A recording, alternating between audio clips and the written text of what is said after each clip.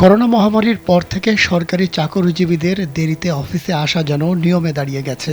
নানাভাবে চেষ্টা করেও তাদেরকে যথাসময়ে অফিসে আনা যাচ্ছে না। তাদেরকে নিয়মের মধ্যে আনতে বাধ্যতামূলক করা হয়েছে ফিঙ্গারপ্রিন্ট। প্রতিদিন অফিসে প্রবেশ ও বাইরে যাওয়ার সময় বায়োমেট্রিক শনাক্তকরণ ব্যবস্থা কার্যকর আছে।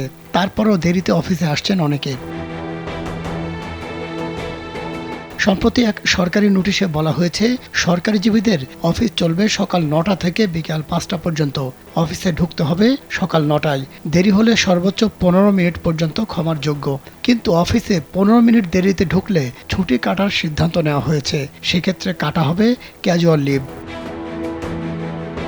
১ মিনিটে নগদ ইসলামিক অ্যাকাউন্ট খুলতে ডায়াল করুন *167#। অবাস্তব মনে হলেও সম্প্রতি ভারতে সরকারি অফিসের জন্য নতুন এমন নিয়ম বেঁধে দিয়েছে কেন্দ্রীয় সরকার। বিষয়টি নিয়ে সংবাদ প্রকাশ করেছে টাইমস অফ ইন্ডিয়া। তাতে বলা হয়েছে, সরকারি চাকরিজীবীদের সময় মতো অফিসে উপস্থিতির জন্য একটি পরিপত্র জারি করেছে কেন্দ্রীয় সরকার। সেখানে বলা হয়েছে, এখন থেকে অফিসে ঢুকতে সরকারি চাকরিজীবীরা সর্বোচ্চ ১৫ মিনিট ছাড় পাবেন। তার চেয়ে দেরি হলে তাদের জন্য বরাদ্দ ক্যাজুয়াল লিভের মধ্য থেকে অর্ধদিবস ছুটি কেটে নেওয়া হবে।